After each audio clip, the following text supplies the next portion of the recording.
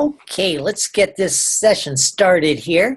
And we are working on Chapter 8 here, which happens to be the most challenging of all. But don't worry, we've got something that's going to help a lot.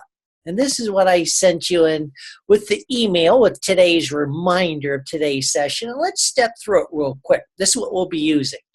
Now, imagine taking exam 2 off in the future, and there's just a few questions you want to practice asking yourself, and you'll know exactly what type of problem you're working on.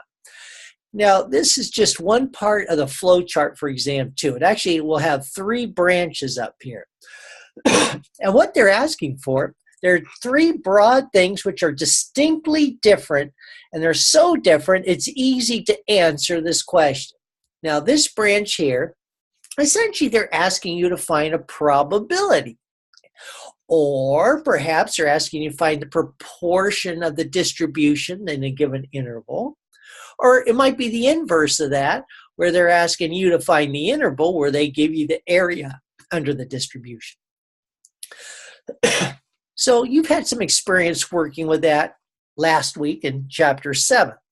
Now, your next question, you haven't gotten much practice with this yet, but you're sure going to.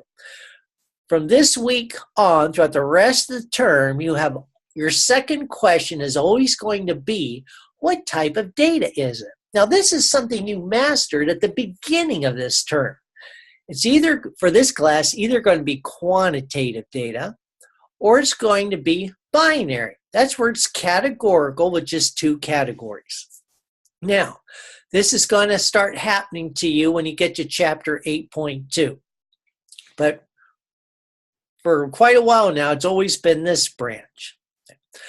Now, if it is quantitative, then you've just got one more question, just one more, and it's a real easy one. One of 2 things are going to be going on. Either one is being randomly sampled or more than one. In other words, a random sample of 2 or more. Now, if it's one randomly sampled, it's a population distribution, like you were working with last week.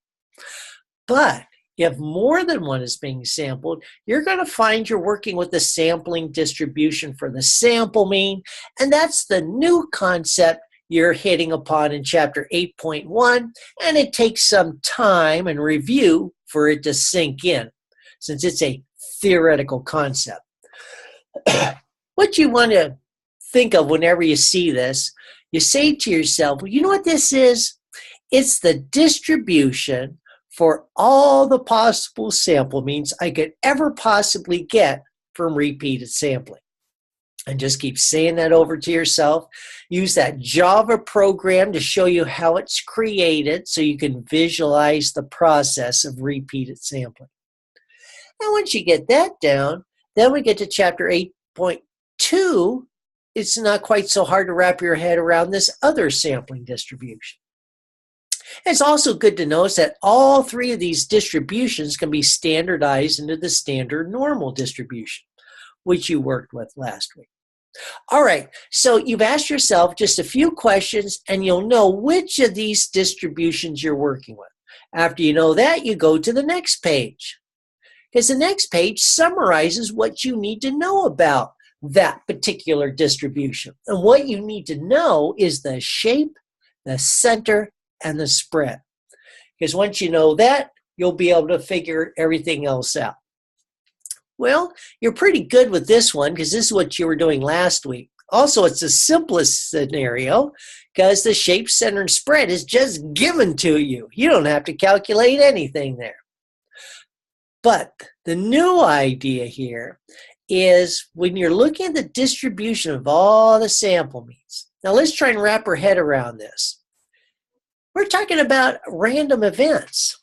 Anytime you take a random sample, you don't know what your sample mean's going to be. It changes from sample to sample. It's also random. And yet, we know what will happen in the long run. If you repeat the sampling over and over many times, a pattern develops. The sample means will cluster around the population mean they're estimating and do such a good job that it'll take on this mound shape or normal distribution. And in the center will be the population mean. And each of these tick marks is called a standard error. It's the typical distance you would expect the sample mean to be off from its estimate of the population mean. You know, that's similar to a standard deviation, which applies to the spread of a population distribution.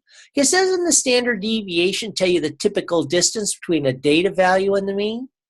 Well, same idea. The standard error tells you the typical distance between your sample mean and the population mean it's estimating. Now, what is that standard error? Well, that's the spread, and this is the formula that calculates it. This is actually how close the sample means will cluster around it. This is the typical deviation or distance between a sample mean and the population mean. Just take the spread of your population standard deviation, and divide by the square root of the sample size.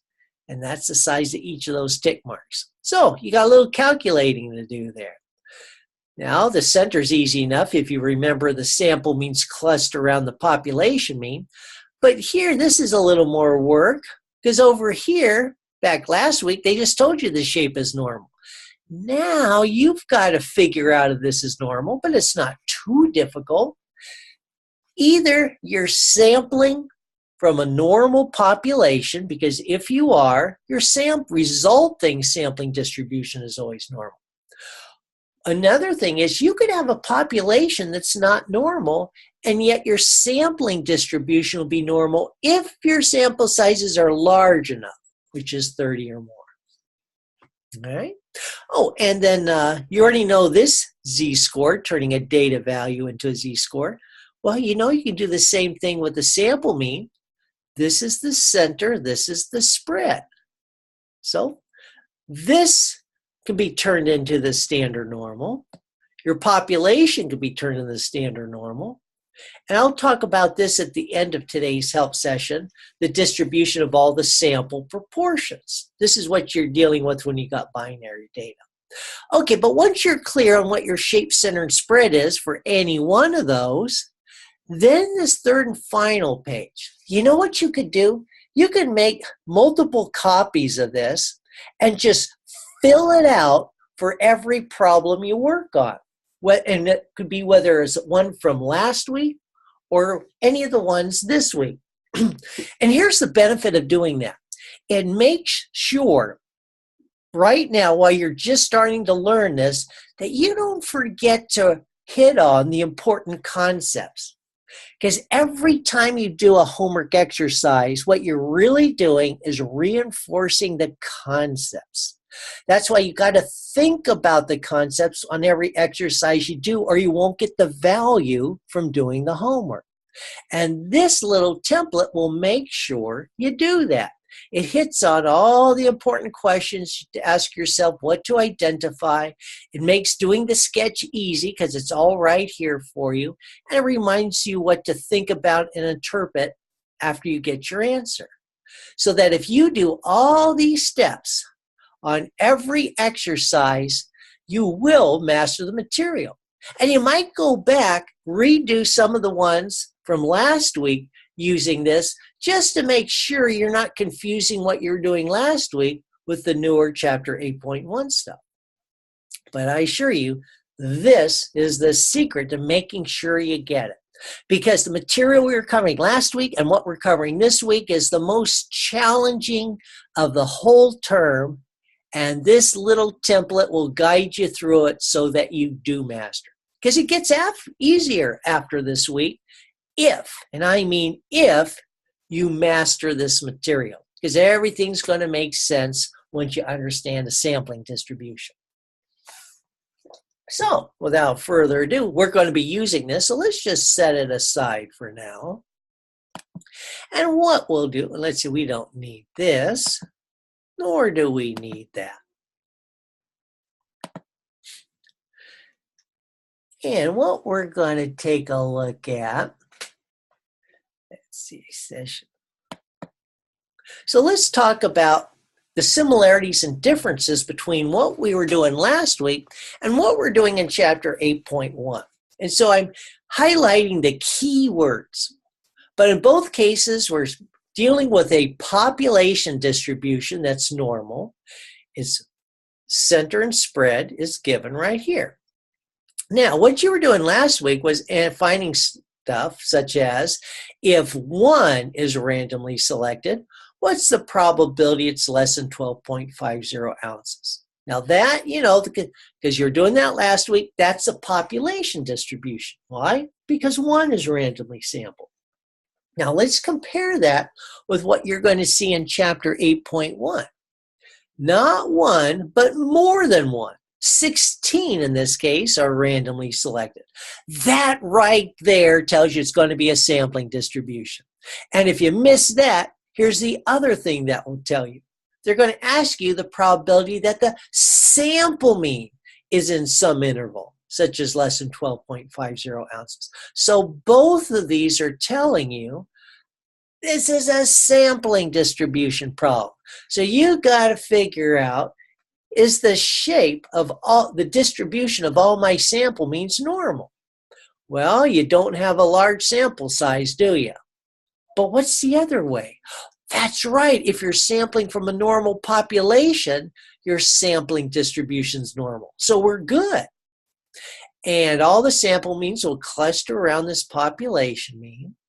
The spread or standard error will be this population standard deviation divided by the square root of the sample size. And all that work's being done over here. But let's look at the work side by side. Now this you should be very familiar with because that's what you did last week. Now let's see what's going on over here. Well, we're identifying the shape, center, and spread. And of course that worksheet we were just looking at reminded you of all of this. Okay. And so I say, oh, I had to figure out the shape was normal. It wasn't just given to me like it was last week. And I had to calculate the spread. It wasn't just given to me like last week.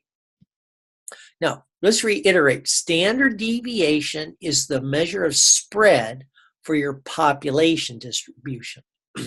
Standard error is a measure of spread for your sampling distribution.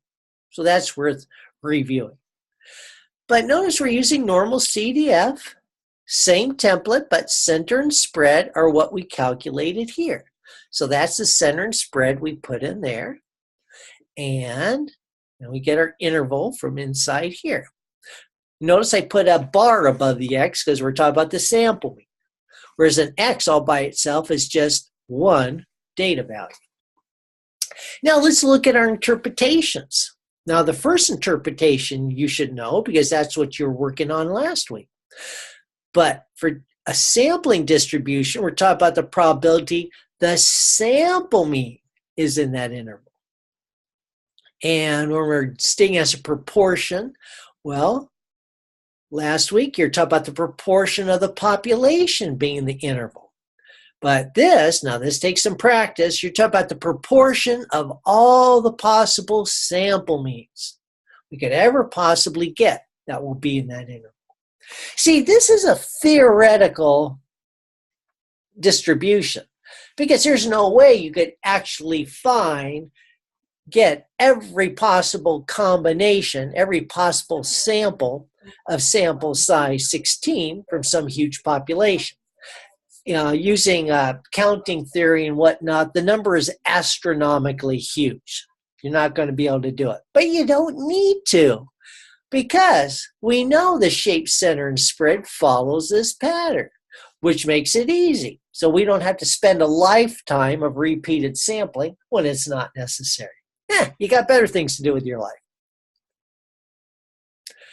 Now, we were talking about this earlier, that standardizing a value, turning into a z-score. You've done that. You did it on exam 1 for a population distribution.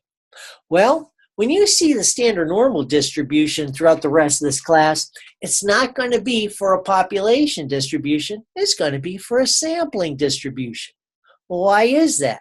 Because the sampling distribution is the foundation for all the sampling or all the statistical methods that we're going to be covering in the second half of this class. So it's the foundation. So it's what is always going to get referred to, you know, when we're explaining why the method works. Well, how do you turn a sampling distribution to standard normal? It's not easy. Just take your value, subtract the center, and divide by the spread. And as we saw, that's what these are. And so that is how every sample mean could be turned into a z-score. And if you plot it, that will give you the standard normal. All right. So let's set that aside. And let's do some practice exercises. So we're going to do, so we might slip in something from last week along with the new stuff. Now, so what we got here is we got the lengths of all fish in Lake Larry here. And let's see, we got a population mean of 8.50 inches and a population standard deviation of 0.50 inches. We want to know the probability of one randomly selected fish being more than 9 inches long. Now, what I'm going to do is, why don't I just go over to that little template that we had and just use that to guide me through all this. So that's what I'm going to do. So I'm going to set this aside. I jotted these down because I'll need those. But let's just call up that little template. Let's see, where did I put that? There it is. So let's start from the top. The questions, now eventually you want to have this locked into your memory, but when you're beginning, you're probably going to need this. So what are they asking for? Well, they asked for a probability. Now, what type of data is it? Well, they were measuring the lengths of these fish, so that's quantitative. How many were randomly sampled? They said 1. All right, that is how you know it's a population distribution, not a sampling distribution. And of course, oh, you said this is just like last week. I know how to do this. Okay, so what we're going to do is we're going to just use this little template with a problem from last week, because like I said, this could be used for that. So let's turn on my little annotation tool. Gotta move that over there. And so it is, these are the questions we already answered. What type of data is it? It's quantitative. How many were randomly sampled? 1. Now you know which type of distribution. That's right. Told us it was a population distribution. Now, what were you given? Well, we were given an interval and asked to find the area under the curve, where the area under the curve was the probability. Well, now that I know that, I know I'm going to be using Normalcdf, because it takes that interval, gives me an area under the curve. All right. Now, shape is normal because, well, the population distribution, it was given. Now, for a sampling distribution, that's never the case. Now, the center is the population mean, and they told us it was 8.50 inches. The spread is the population standard deviation, and they told us it was 1.50 inches. And let's go over here, put an X there, because it's a population distribution. And I got 8.50 here. Now, of course, then I can get these other numbers here just by adding 1.5 here. So is that 8.5, 9, 10, and 11.50, 12, 13, and subtract 1.5. So this would be 7, 6, 5.5, 5, 4, 4, 5. All right, there. So we got those in. This one was easy enough. Usually you have to break out your calculator for this. And so we got that. Now, where is 9? Because that's what they were asking for. You know, what's the probability of one randomly selected being greater than 9? Well, you know what I can do? I mean, yeah, you suppose you could just eyeball it, but remember, you can always do this. You can always take that 9 and turn it into a z-score. So let's subtract 9 from the center of 8.50 and divide it by the spread of 1.50. And we'll just have to go over to our calculator. Looks like I'll need to wake this thing up. Let's see. See if it's going to require me to reboot. Yeah, it falls asleep on me, so let me do that.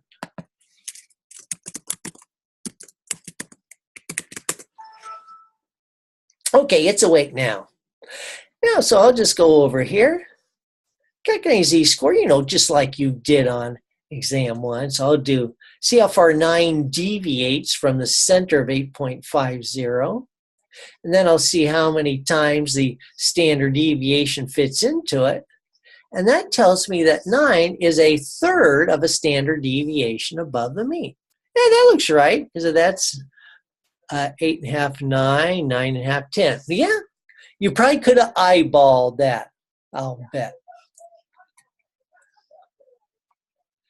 And so I'll go here. Let me do a straight line. So match about a third. And I'll put it right up there. So that's where 9 is. So you draw a line there, just like you did last week. And then you ask yourself, now, which way do we go? Now, they said greater than 9. Okay, so let's shade in the right side.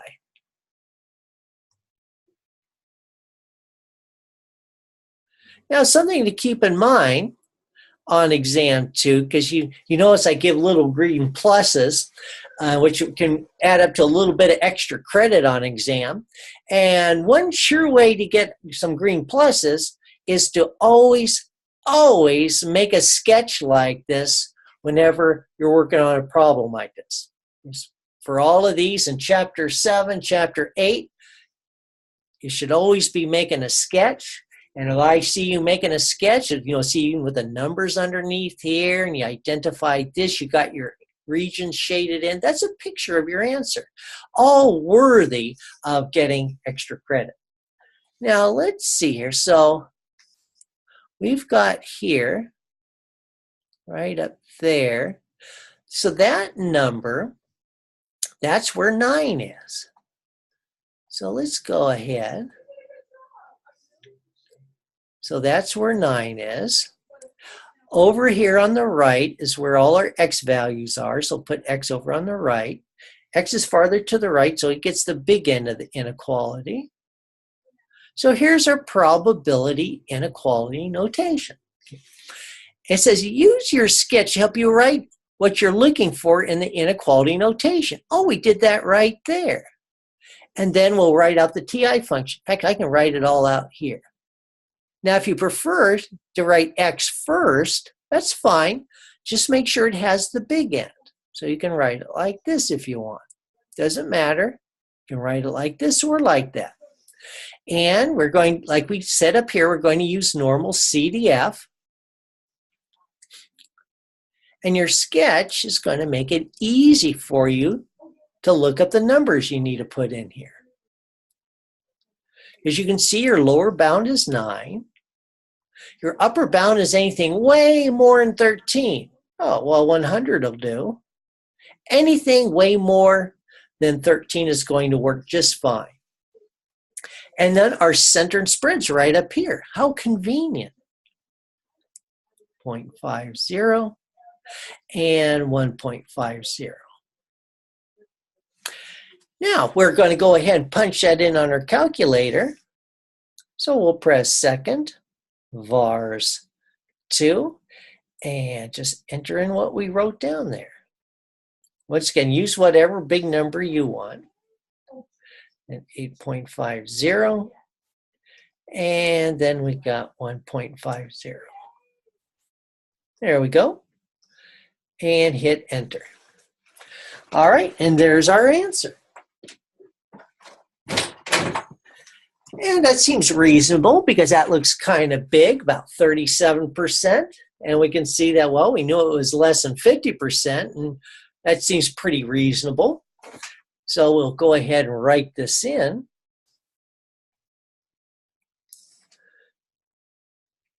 0.3694. About 37%, but I'll be a little more exact, say 36.94%. And so it's helpful for you if you will write down, okay, so this area right here is the 36.94%. Make sure that looks more like a 9, not a 4%. Just to reinforce, normal CDF gives you an area under the curve. All right.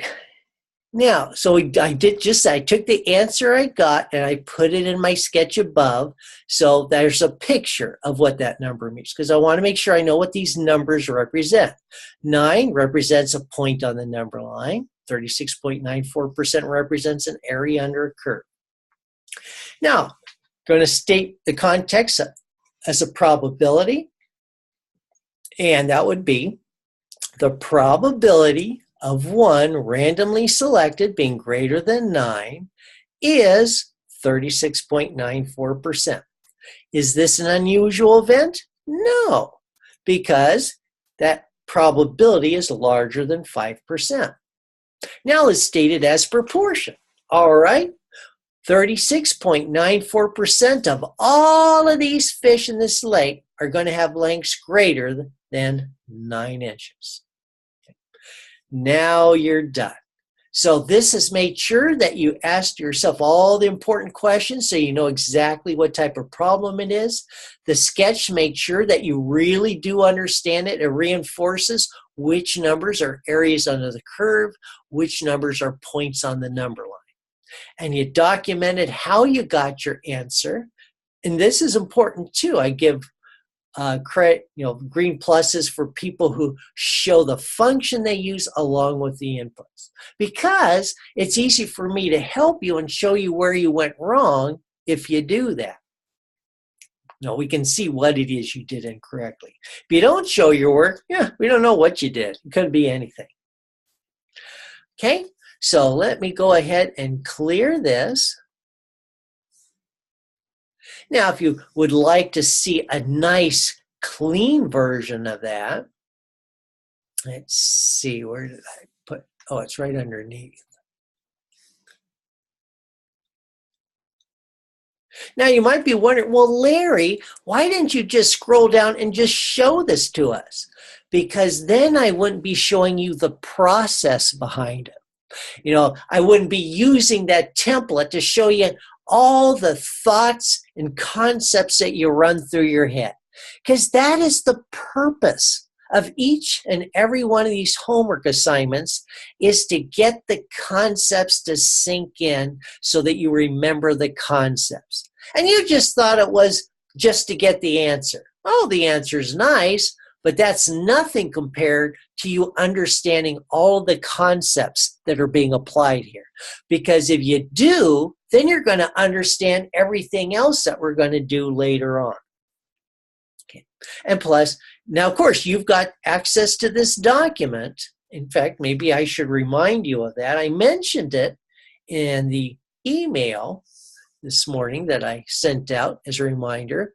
But if we go over to external links, files from the live lectures, and here, this is session 5. So these are the documents we're looking at.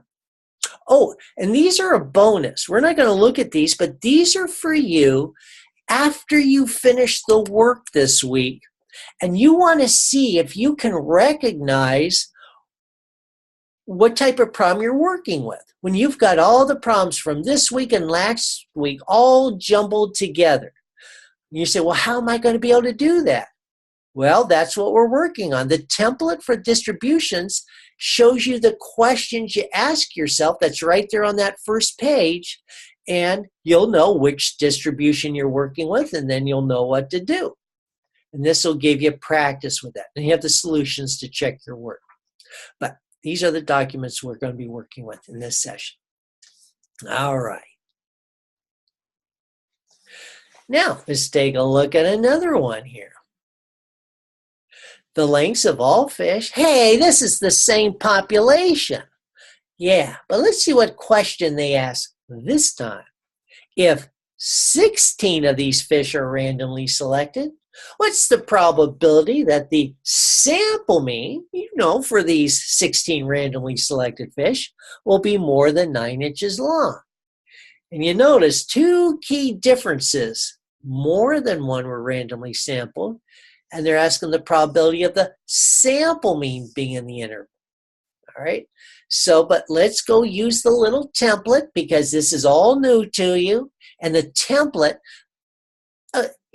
is like the training wheels. It helps you get started, and but the more you practice it, the better you get until you don't need the template anymore. But boy, you sure need it in the beginning, which is right now. So let's see here. Now let's go to the top here.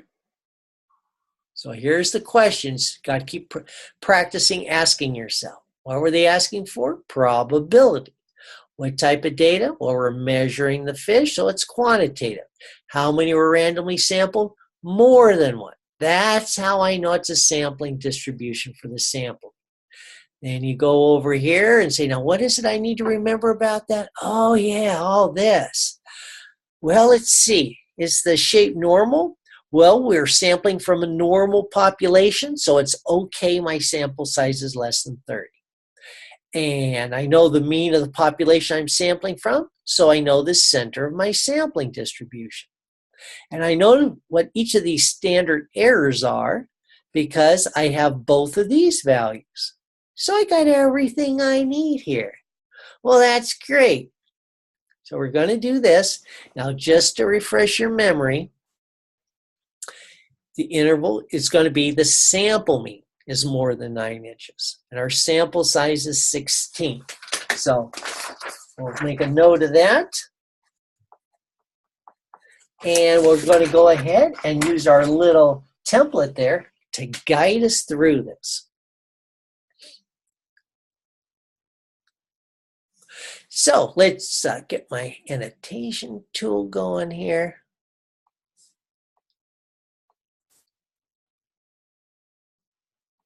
Oh, I got to make a little adjustment here. There we go. Now, so it is quantitative. More than one is randomly sampled, and that's how I know it's a sampling distribution for the sample. So we already took care of that using our little flow chart. And they gave us an interval, asked us to find the area under the curve probability. And that's how I know I'm going to be using Normalcdf. So you got all of this clear in my head. Now I'm going to do my sketch. Now the shape is normal because I got more explaining to do here. The population we're sampling from is normal.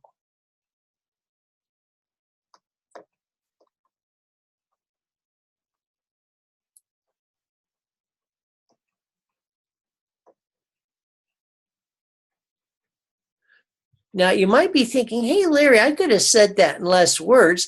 I would have just said the shape is normal because they told us it was normal. Oh, what's it? They didn't tell us the sampling distribution was normal. No, that's what I meant. I meant that the population was normal. Well, then you better say that, like I just did. Okay? Because when you just say it, we don't know which distribution you're talking about. And we worry that you might be confusing these two distributions with each other, which would be bad, but that's why you have to keep reviewing what a sampling distribution is till it sinks in.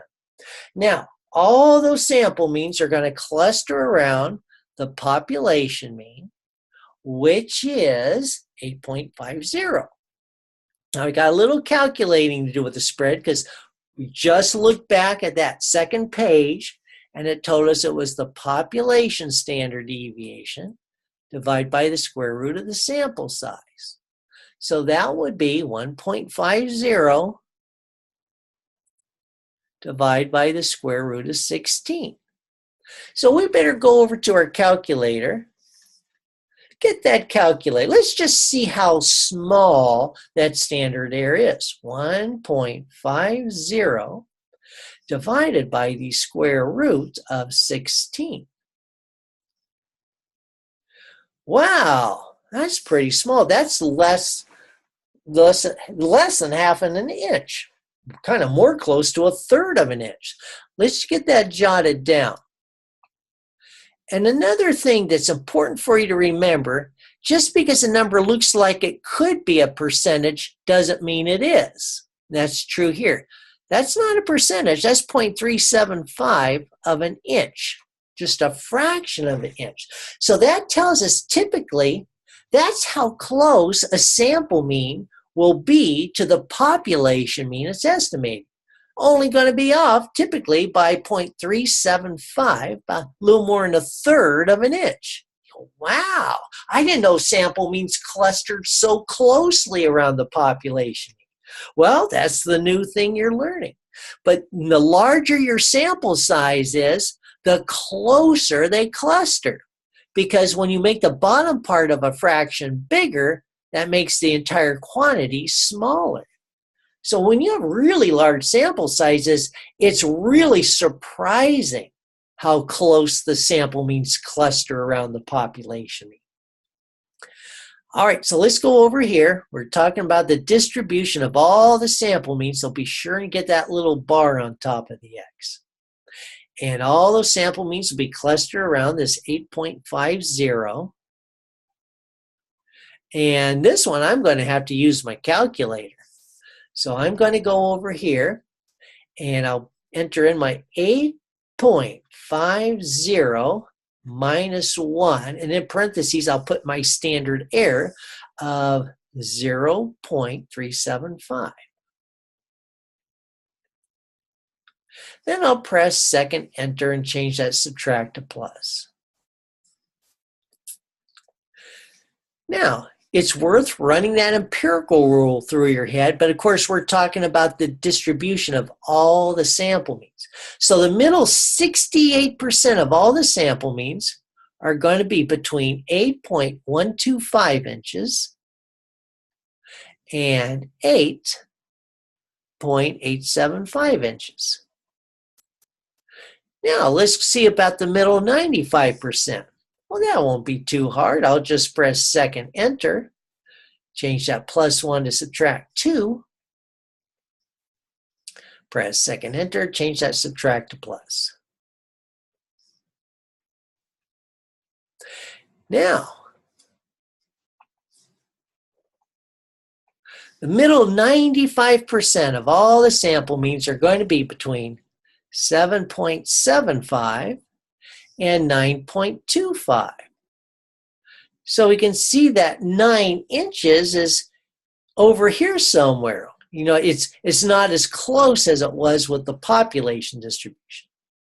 Now let's go ahead and finish the job. Second enter. Make that subtract 3.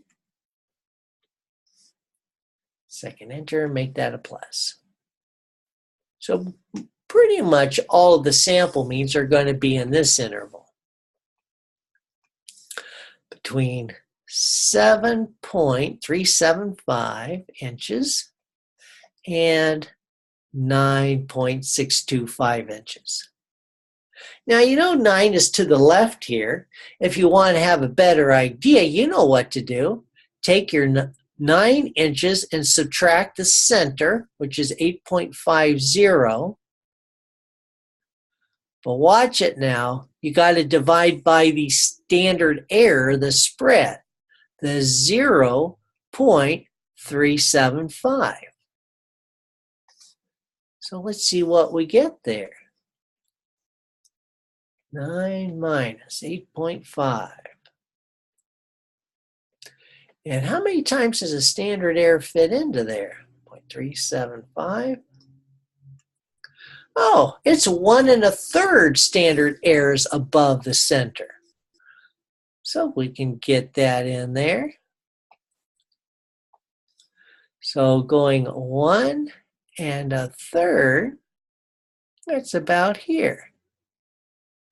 And then We're talking about being greater than that, so that's off to the right. So we're looking at a smaller area than we were in the last problem. So we're curious, what is the probability of getting a sample mean this far above or farther? Well, we're going to find out. So let's go over here.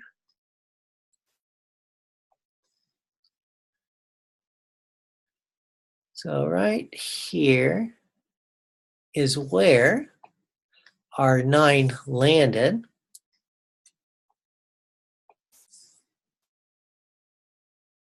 And over here's all our sample means to the right. So I'll put an X bar over here to the right. It gets the big end of the inequality.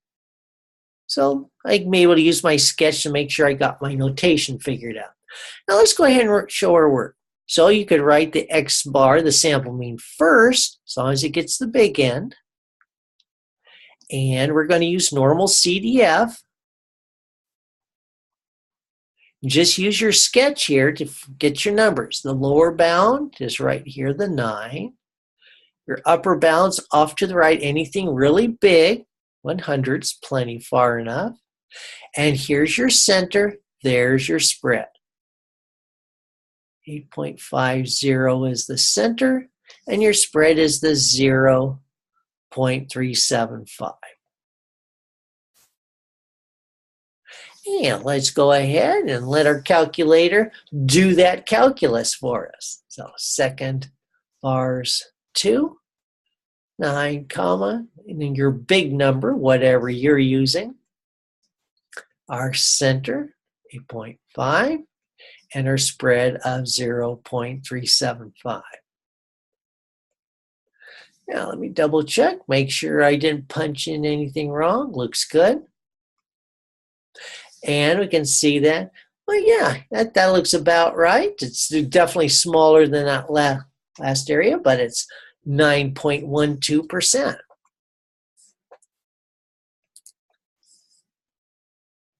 So 0.0912, which is 9.12%. And this reminds me, now go ahead, put that in your sketch. You want to reinforce in your head. That answer is this area right there. So you start, it gets easier and easier for you to remember. Yep, that area under the curve, that's my probability. It's also the proportion of all the sample means that are in this interval. Now, so I'm going to state this as a probability. The probability of the sample mean being greater than 9 inches is 9.12%. Is that unusual? No, because it is larger than 5%. Now, state as proportion. Now remember, this is the distribution of all the sample means. So that means 9.12% of all the sample means will be greater than 9 inches. Now you're done. So there's all the work we did. You got to see the process of taking it a step at a time. But you want to see the pretty version, that's right here. Plus you can see in writing how it's stated in words. And of course you've got access to this document. I showed you where to find it in my stat lab. But this is the work you want to show. Just like we did. Now let's try this one. Now, this is a notation that you're going to be seeing next week a lot. And it's just a funny shorthand notation. And boy, does it seem short. It just has a Z and a subscript number. Well, the Z tells you it's a standard normal distribution. So let's go ahead and put that in. So that tells us you got the Z distribution here. And of course, that means you got 0 here. This is 1, 2, 3, minus 1, minus 2, minus 3. Now, the idea here is, what you need to remember is that this subscript is the area to the right. It's a shorthand notation. But that's the area in the right tail, to the right or in the right tail. So that's 2.5%, which is about here. But the idea is you're just eyeballing it. You're just guessing. I wouldn't expect you to know it's right there. Usually you don't even need tick marks. You're just going to say, well, let's just say that the area in this right tail is that subscript number, 0.025.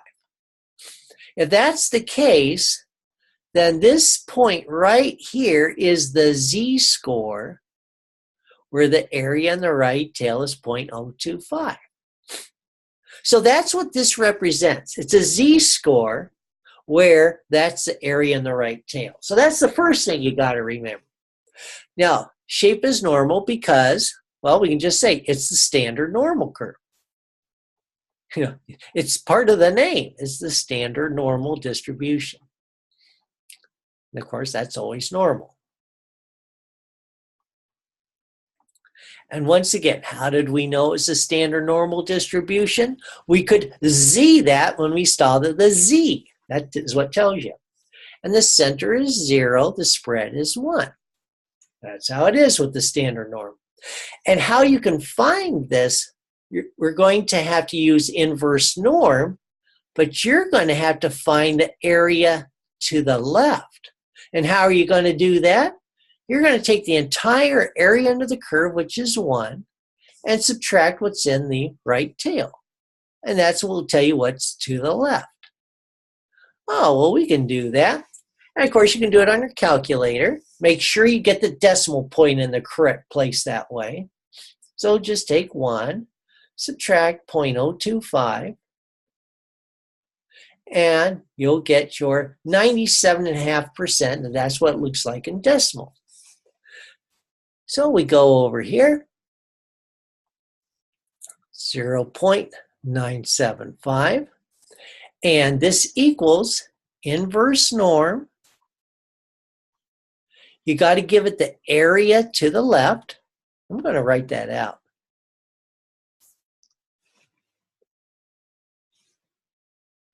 That's its percentile rank, by the way.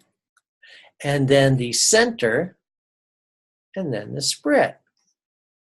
So we're using inverse norm. The area to the left is the 0.975. Then your center, then your spread. So let's see what this z-score is. Now remember, when you get your answer, it's a z-score. Whoops, I pressed the wrong key here. Second vars, there we go. 3 for inverse norm, 0.975, comma 0, comma 1. So that z-score, if we go out 4 decimal places, well, you see this rounds up, that actually comes out to 1.9600 if you're going out 4 decimal places. And next week, that's exactly what we'll be doing, going out 4 decimal places. So this is good practice. So this is equal to 1.9600. So if you go 1.9600 standard deviations above the mean, 2.5% of the population will be larger than.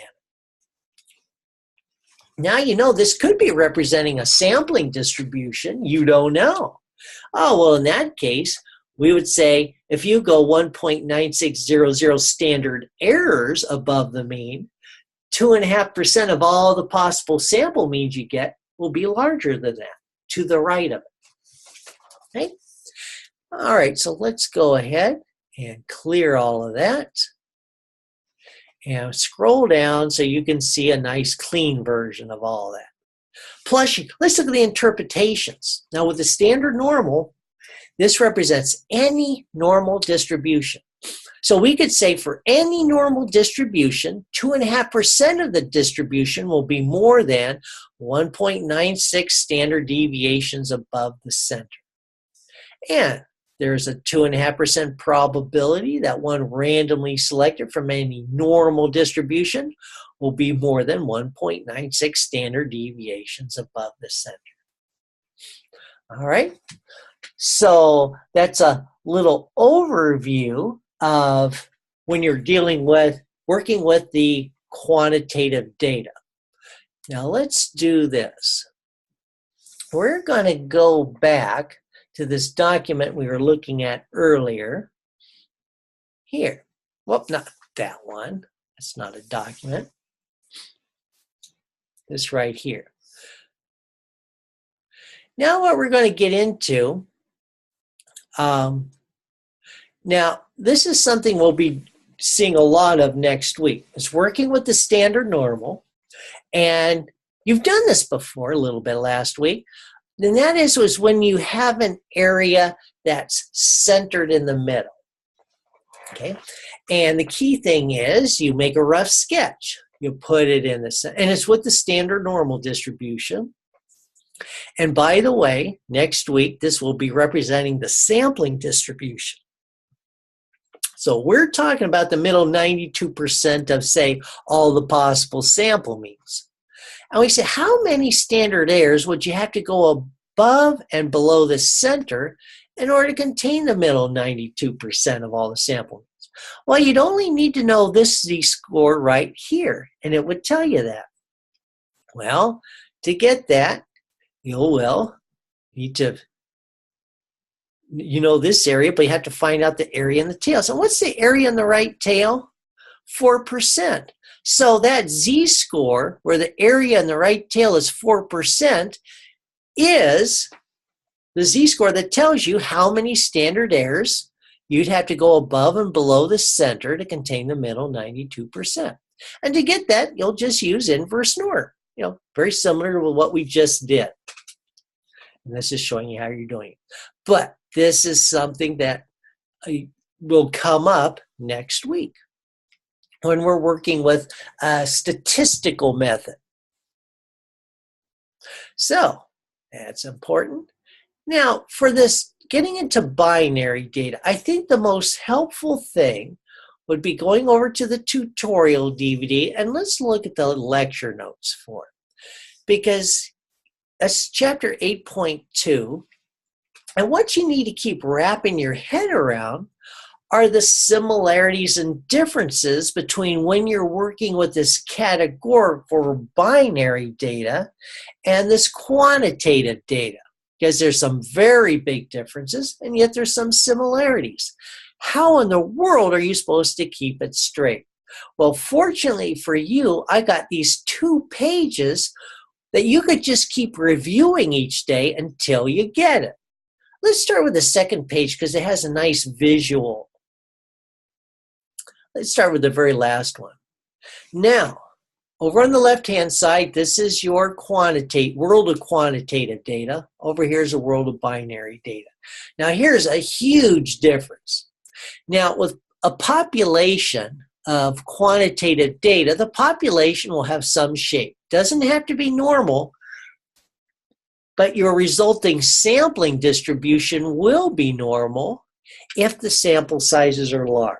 The sample means will cluster around the population mean with repeated sampling. The sample means start clustering around here.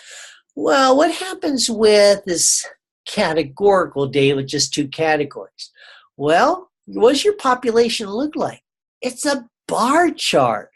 Because all you got is what proportion are in the category of interest, we'll call that a success, and what proportions in the other category. Well, that's just represented by 2 bars showing you the proportion that's in each category. It could be a pie chart even, for crying out loud.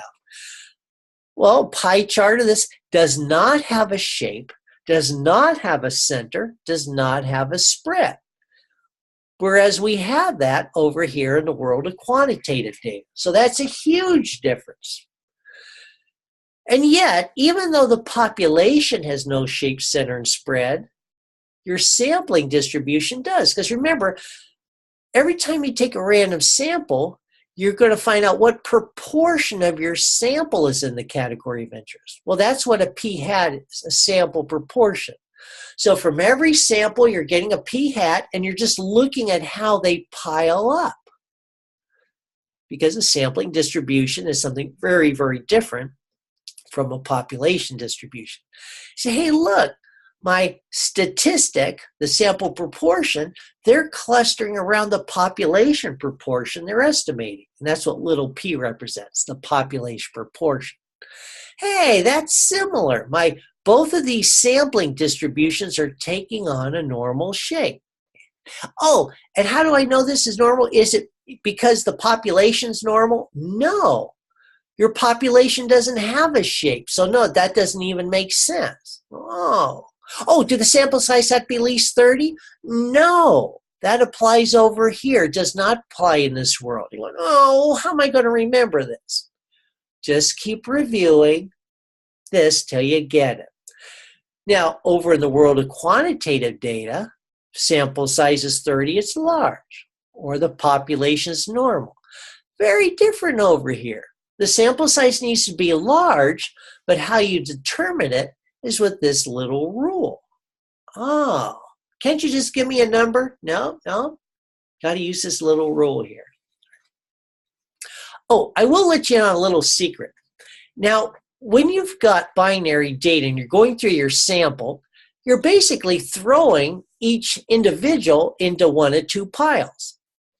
So let's suppose that we're looking at the fish in Lake Larry, but instead of measuring them, we want to know which the proportion of this population of fish are a particular variety of fish. Could be trout, rainbow trout, or maybe largemouth bass, or what proportion are piranhas, or whatever it is you want to know. Well, as you throw the fish into two piles, you can ask yourself this: do I have at least 10 fish in both piles? If the answer is yes, your sample size is big enough. So that's just another alternate way to test if your sample size is big enough. This is one way to do it. The other is to say that if you got at least 10 in each pile, you know, your number of successes, number of failures, then your sample size is big enough. So I just threw that other one in as bonus for you. Most people like that one because it's far more intuitive. All right, some other similarities, differences. Remember, quantitative data, it's all about the mean, the population mean. With binary data, it's all about the proportion, the population proportion. Okay, now, quantitative data, the population has shape, center, and spread, like we said, and over in world binary, it does not. And we talked about this difference right here. Now, over here in world quantitative data, we are concerned with the shape of the population. World of binary data, no, because it doesn't have a shape. The sampling distribution does, but the population does not. Now, here's the similarity. Your statistic, the sample mean, is going to cluster around the population mean. Just like our sample statistic, the sample proportion, will cluster around the population proportion. Now, this is a similarity. Both of these sampling distributions become more normal as your sample size gets larger. Okay. Now, this is very different, how you determine if your sampling distribution is normal. So notice some things have similar ideas, and some things have some differences you really got to remember.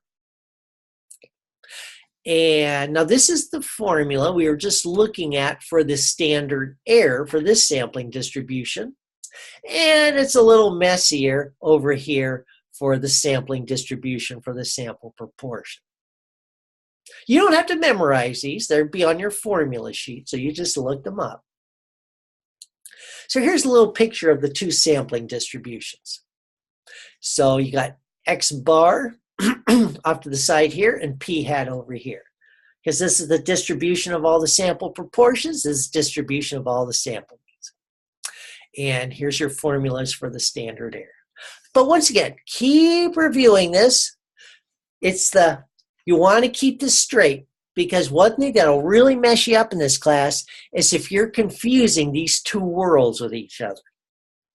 All right? Now, with that being said and done, let's take a look at one of these. Now, we've already talked about this because that was all summarized. So we don't need to go over that again. Hey, let's do this. Let's do an example. Let's pretend that we're in class together and I gave everyone in class a random sample of 75 Reese's Pieces. And hopefully none of you are deathly allergic to peanuts because you'd be freaking out on me right now. Now, your job would be to tell me what proportion of your Reese's Pieces are orange. So what you're doing is you're giving me a sample proportion, the proportion of your random sample that are orange. So all you do is you're putting your Reese's Pieces into two piles, orange and not orange. And if you got at least 10 in both those piles, you knew your sample size is large enough so that your sampling distribution for the sample proportion is approximately normal. Now let's suppose that we actually know what the population proportion is. Oh, sure, we have to be in good terms with the president of Hershey's so that the president will tell us. And they tell us that, you know, the proportion of all Reese's Pieces in the whole wide world that have ever been manufactured, 40% are orange. Oh, so we know that. And we know our sample size is 75. All right, so here's the question. Now, what type of data is this? Well, what are you doing to each one of these candies before you eat it? Well, I'm observing the color it is. So I'm categorizing it into the two categories. Well, that's what makes it binary data. Now, how many were randomly sampled? One or more than one? Well, we had 75, so that's more than one.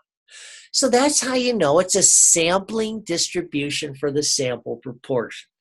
It's binary data, and it's a sample. Now that you know that, then, well, actually, using our little template again, let's see where I put that right here. They're going to be asking you for find the probability that your sample proportion, your p hat, is in an interval. Okay, so it's a probability. What type of data is it? It's binary. Oh, well, then you know it's a sampling distribution for the sample proportion. Then you need to go to the second page to review. Oh, this is how I have to figure out if the shape is normal. This is the center, the population proportion that they gave me. And this is the spread that I'll have to calculate. But I have all the P and the N, which they gave me, so I can calculate that. So do you notice how much information you need to know the shape, center, and spread? You actually have to know what the population proportion is, along with the sample size. But hey, that's no different over here. We actually had to know what the population mean and standard deviation was for the entire population we were sampling from. So you got to know a lot in order to figure this out. But that's okay. They gave it to us. So we're going to go ahead and calculate these things. And then, of course, we'll use this template here to guide us in doing that work, finding that probability. So you can use this in every one in Chapter 8.2 also. Now, what we need to do is go back over here, and we probably should make a note here of the pertinent information that our sample size was 75, and let's see here, and that the population proportion was 0.40. Now, so we had that, and of course, this is the steps you'll go through. But let's see what they're going to ask us. So let's suppose that you counted out of your 75, 21 of them are orange. All right? So what we're going to do, I'm going to go over to our little template. Now you notice that we've already got this all done for us, which is nice. But I'm going to go ahead and still use the template because I want to encourage you to use it yourself to guide you. Because once again, this is what assured you, yes, indeed, it was a sampling distribution for the sample proportion. You got this for a handy reference, so you'll know how to figure out the shape, center, and spread.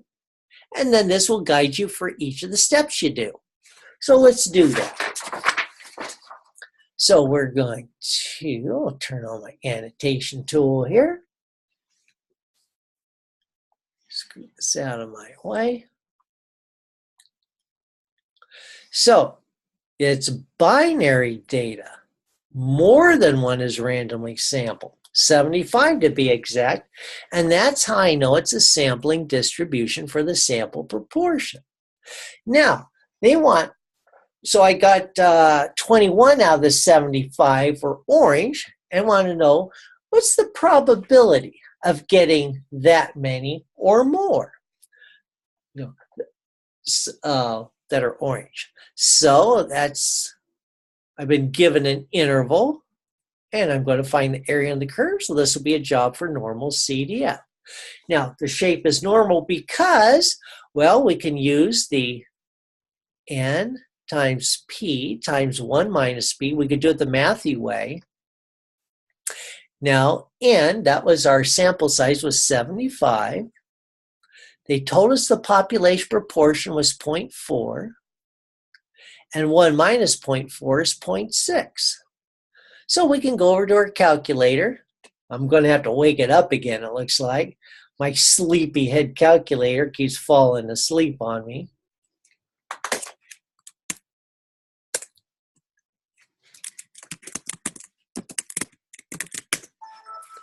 This will bring it back. All right, so now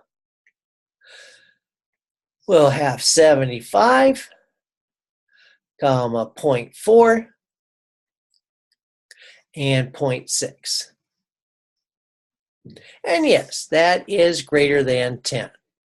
So this is the mathy way to do it. And another way, which is greater than 10. Or you could have said, well, look, I had 21 that were orange, and therefore I have 75 minus 21 that are not orange. So I got 54 in one pile, 21 in the other. So I've got at least 10 in each pile. I would accept that as an explanation too. All right, so either way is good. Now, our center, remember we just saw this on the previous page here. So you could flip back to that page, remind yourself, oh yeah, it's the population proportion, and they told us that that's equal to 0.4. So 0.4 is in the center here, and we're looking at our sample proportions. Now we're going to have to calculate that spread, and in case you forgot, I'm just going to quickly flip up here. See, that's this formula right here. You don't have to memorize it. Whoops, I got this off kilter now. Oh, right there. There, that looks better. Now, let's get our tool. So the spread is the square root of p, 0.4, times 1 minus p, all over n, the sample size, which was 75. And so we'll just go over to our calculator. So this one is messier calculation, isn't it? First, I'm going to calculate what's under the radical sign, then I'll take the square root. So I got 0.4 times 1 minus 0.4, or I could just put 0.6 there. And I'm going to divide that by 75. Now I need to take the square root of that, so I'll press the second square root. Now sometimes this is really messy looking, and if it is, just press the second key and the key to the left of enter, and that's your last answer. Isn't that a lot easier than punching it in? This one's not too bad, but sometimes it might even be in scientific notation. All right, so typically this is how far off a sample proportion will be in its estimate of the population proportion. So that's 5.66%. And you could go ahead and put those in. But if you want to locate where your probability they're asking for. But here's what you got to watch out for in the homework. Because they might say it like this. They'll say, now what's the probability that the number of orange is greater than 21? Well, what I got to do, I got to transform that into a sample proportion. In other words, what we're talking about is p hat. That's what I got to do. Well, what would p hat be? That would be being greater than. Now, that would be the 21 out of your sample size, which is 75. This is really what I'm finding. Now, what's the probability of getting a sample proportion that's greater than getting 21 out of 75 that are orange? And going over to my calculator, 21 divided by 75, oh, 28%. So let's write this that way. I want to know what's the probability of getting a sample proportion greater than 28%. So where is 28%? Now I'm doing greater than. Maybe we could have done less than, all right? But I'll just go ahead and do what I have here. It's usually I always like to find probabilities away from the center, but it doesn't necessarily have to be that way. But where is 28% on here?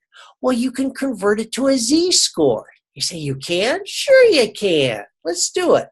Let's take the 0.28, and how far does that deviate from the center? Well, our center is right here, the 0.4. And what's our spread?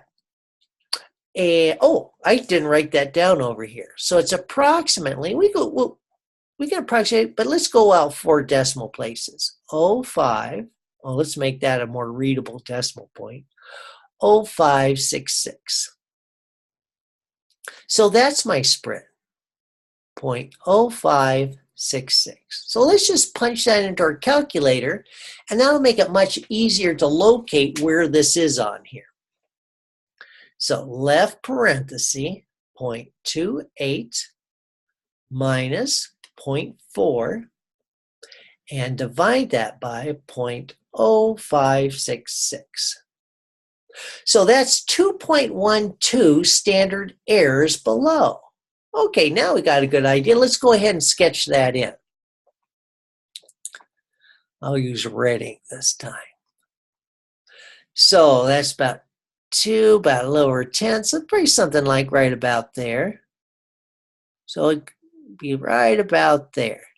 Now, they said, I interpret as greater than. Maybe they said less than, but I'll go ahead and do it as greater than. Even though I think my fancy one had it going less than. But I'm going to stay consistent with what I said. So you can see, oh, this is a big area here. But if it had been the area to the left, it would have been a small area.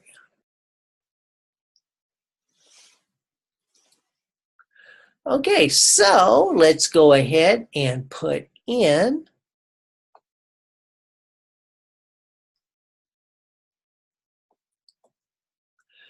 so this right here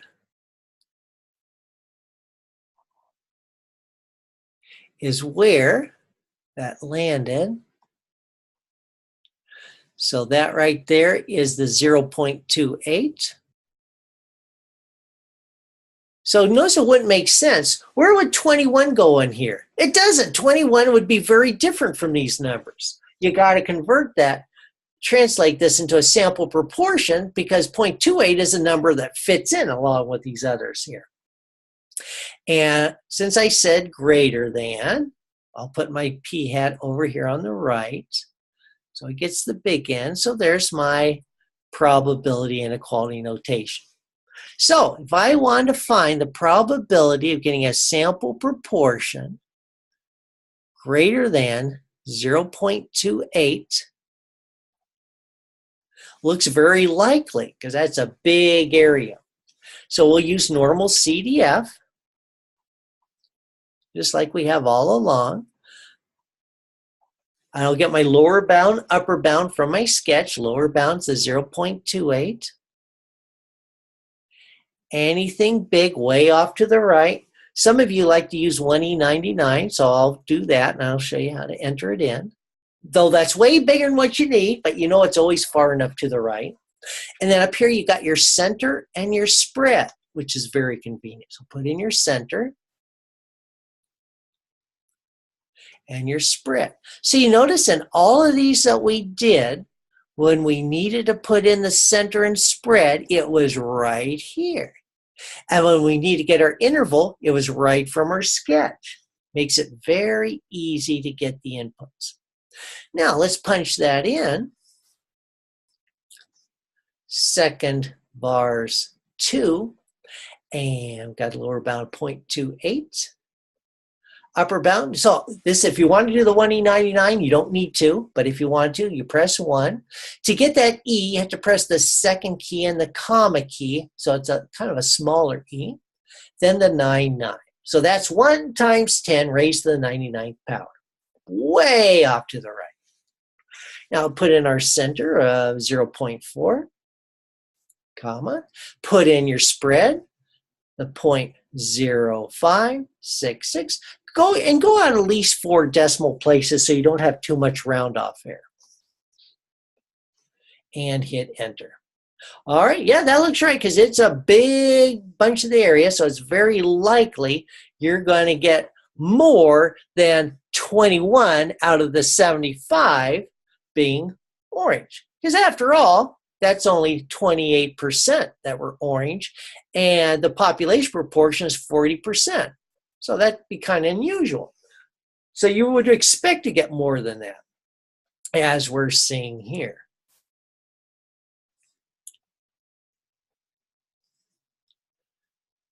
So 0.9830, which is 98.30%. So that is the 98.30%. And we'd say that the probability of getting a sample proportion greater than 28% is 98.30%. Or you could be interpreted as the probability of getting more than 21 out of the 75 that are orange is this.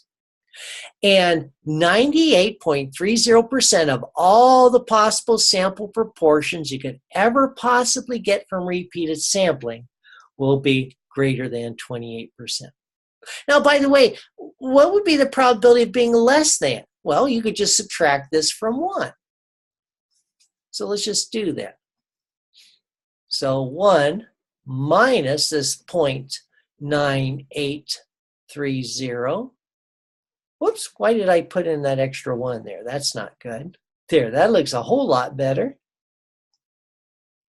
So it's only a 1.7% probability of getting less than a sample proportion less than 28%. If, that's what they were asking. And of course, you see what is it? They're going off to the right. Now, going off to the right, it's not unusual. But going off to the left, that probability is less than 5%, and that would be unusual. All right, so that's the sort of work that you'll be doing this week.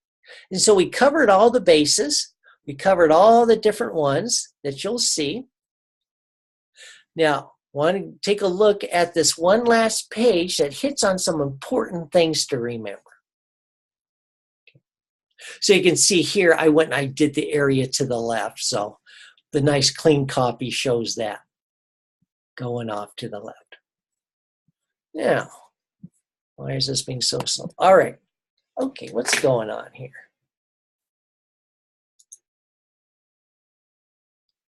So I'm going to end with this. Now, if any of you have questions, ask away because we're wrapping up here. Now, this is how to master the material from last week and this week, and you don't want to get them mixed up with each other. So what I recommend, print out, and use a copy of the page template for distributions. And it says page 1, well, actually it's page 3. So excuse me, I probably should edit that because page 3 is the one that we were filling out.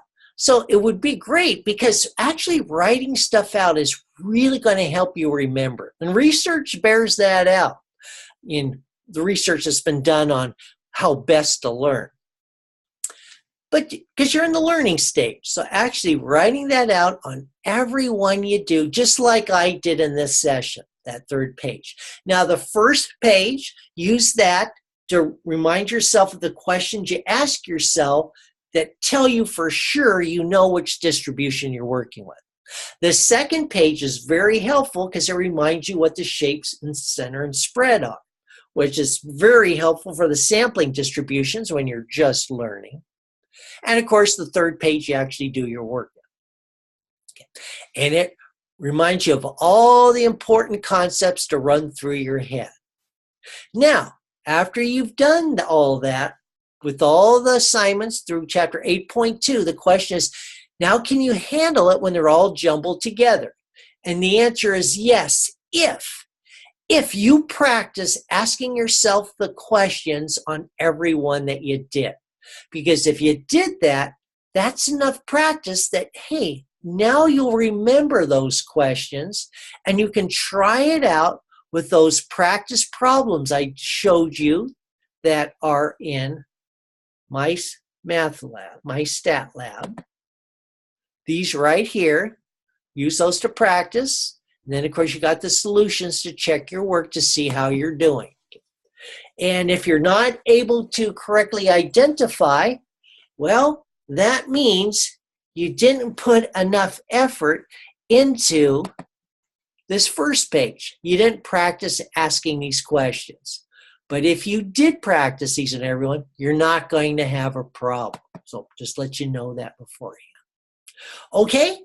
All right. So that's it for this session, and we'll be meeting again next week. All right. So until then, we'll see you next time.